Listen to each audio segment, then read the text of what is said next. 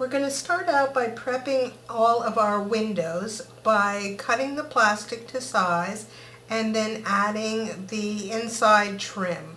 Now on page T1, that stands for template 1 of the cutting guide, on the left hand side here are the cutting directions and the trim directions for the window panes.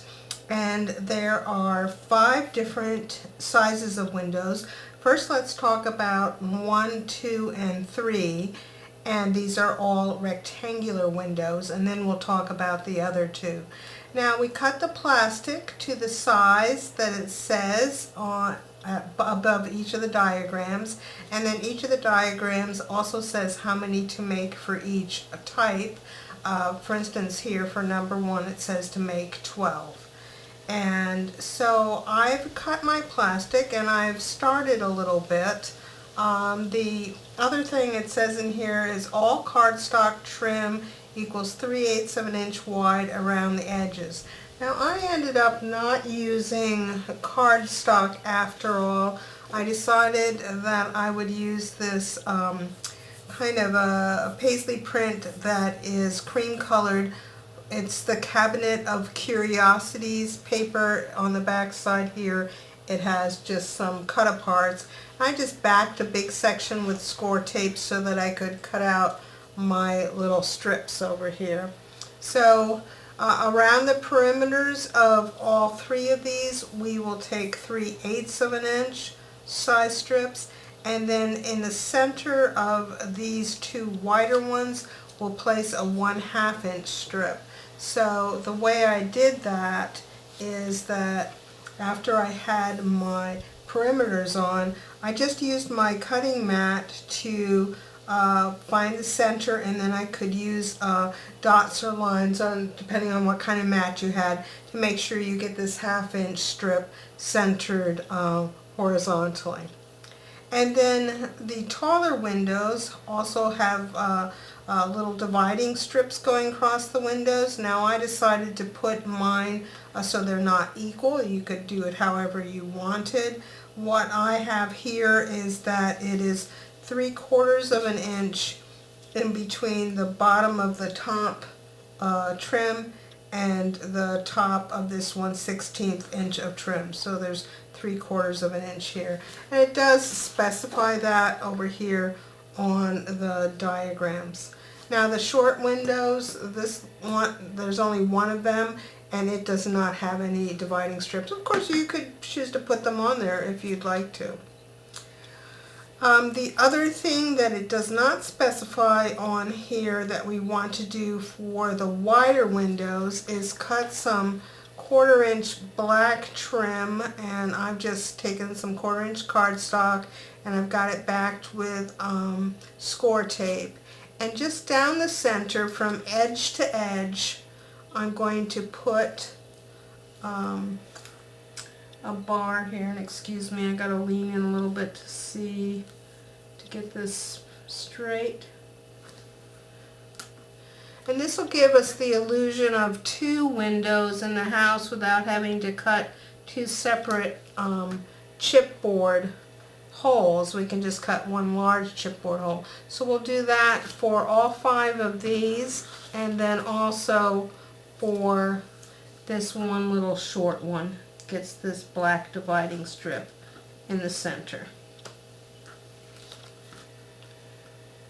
The other thing I decided to do on the windows is, after I had them put together, I took a marker, distress marker, this is antique linen, and just went around the edges just to give them a little bit of a coloring. And then you know, some of it obviously got on the plastic, but I just took a Kleenex and rubbed off that plastic part. That's of course an option. You could have inked the edges beforehand. I decided not to do that because I was putting this together with these strips, and so I didn't want ink to come on the little edges where I have the butt joints. But you know, that's personal preference. So I'm going to finish making the rest of my rectangular windows, and then come back and we'll talk about next steps for those windows and also the other two specialty windows. I finished adding all of the trim to my rectangular windows, and now it's time to look at windows 4 and 5 on the template instructions.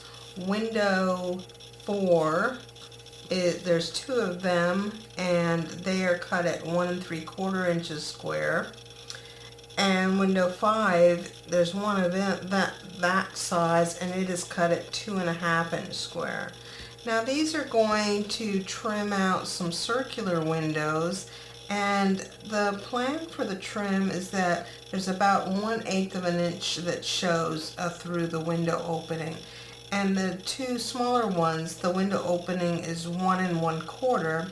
So I've cut a circle here from the center that is 1 inch in diameter. This circle is 1 inch in diameter, and it's just centered on the square so that there's approximately a 1/2 inch on each side. And before I cut that out, I just backed it with some score tape so that I could easily stick it to the piece of plastic. Now, even though I do have a 1 inch circle punch, I wasn't able to use it to cut this because it doesn't have enough clearance to get into the center.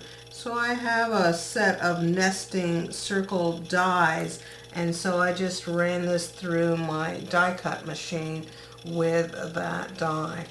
Again, I'll just take my antique linen marker around the edges here and then wipe off any extra with tissue.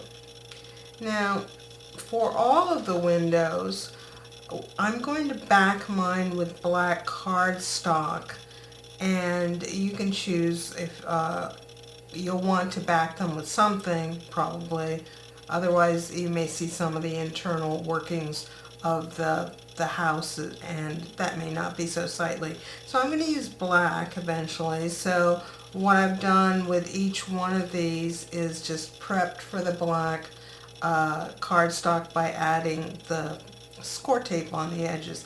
Now I haven't added it quite yet because I'm considering when I add a window that maybe there might want to be an image behind there. Maybe some of the little bottles from the paper line, or bats or butterflies, or anything could be in the window. These books, maybe they're a little bit big, maybe they're not, so that's a possibility. I also had a couple of collage sheets that I purchased when I was working on Artfully Amusing. That's Laura Carson's Halloween Carnival, and so there were some little ghosts and things like that. So it may be, and of course you can draw these things too, or else purchase them like I did. So it may be that I'll want to have a little ghost peeking through a window, or candles or something down in the window. I'm not quite sure yet, so I'm not going to just go whole hog and add the black cardstock to all of the windows at this point. It may be that I end up with no images, but I just want to leave that option for now. So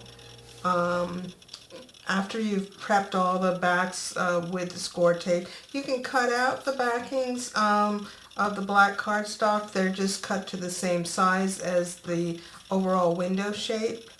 And I'm not going to add any score tape to attach the windows with. I think I'm going to do that on the edges of the chipboard, so that if there needs to be some adjustment, I don't have to worry about score tape showing on the front of the windows.